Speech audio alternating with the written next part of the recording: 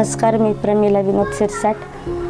मला HIV हा बालपणापासूनच आहे आणि बालपणापासून असल्यामुळे मी MJच्या ऑफिसमध्ये 7 वर्षाची असताना मला त्या ऑफिसचं कळलं। म्हणजे मी त्या ऑफिसमध्ये गेले, मग त्या लोकांनी मला सांगितलं की बाई काही होत नाही, आजाराचं घाबरण्याचं काही कारण नाही आहे। मग त्यांच्या मार्गदर्शनाने मी घाटीला गेले, मग तिथून मला गोळ्या चालू झाल्या आणि मग 2014 मध्ये माझं लग्न झालं।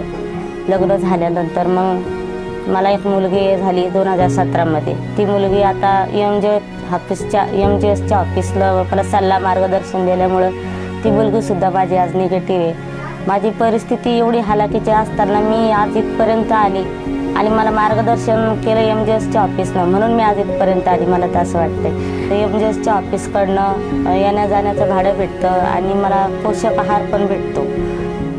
तर ते पोषक आहार आणि ते MJSचं ते भाडं जे आहे, मला येण्या जाण्याचा किराया जे देतात, ते इथून पुढे सर असंच चालू व्हावं अशी विनंती करते। तर एक काळ असा पण होता की त्या टायमाला HIV म्हणजे खूप मोठा आजार होता आणि त्या आजारामध्ये ना लग्न होत होतं, ना लेकरं होत होते, ना काहीच नाही, म्हणजे अशा कोणत्याच गोष्टी नव्हत्या।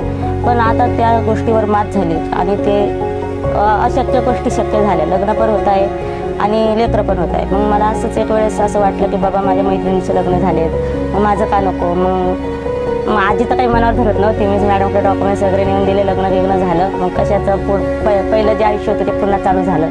मग मुलगी झाली मला, मग त्या मुलीतच माझं पूर्ण मन रमून गेलं। मग ती मुलीची आता माझी मुलगी 7 वर्षाची आहे, तिची टेस्ट केली, माझी मुलगी निगेटिव्ह आहे आणि ते निगेटिव्ह फक्त MJच्या ऑफिसमुळेच निगेटिव्ह। कारण की मला जर सल्ला आणि मार्गदर्शन जर चांगलं भेटलं नसतं तर मला काय कळत होतं की बाळांना इतक्या वर्षापर्यंत ते औषध द्यायचं किंवा ते इंजेक्शन द्यायचं, मी तर काहीच केलं नसतं ना।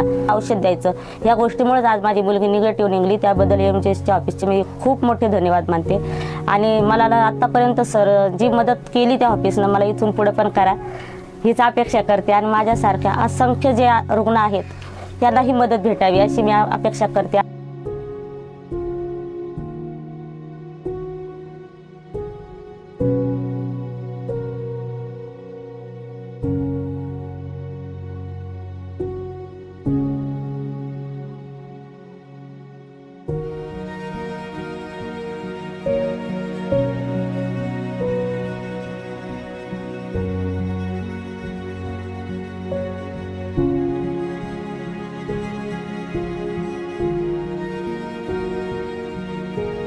you.